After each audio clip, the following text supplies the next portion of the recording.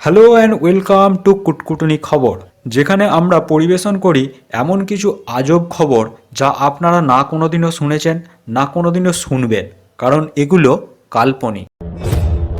আমার বন্ধু হচ্ছে জঙ্গল ব্লগার, তার কাছ থেকে কুটকুটুনি খবর আসছে।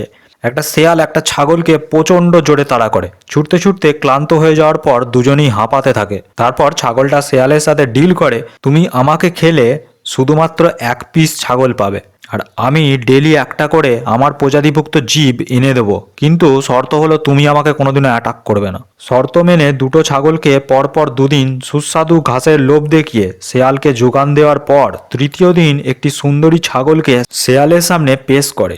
আসার সময় সুন্দরী প্রেমে পড়ে যায় পুরুষ ছাগলটি।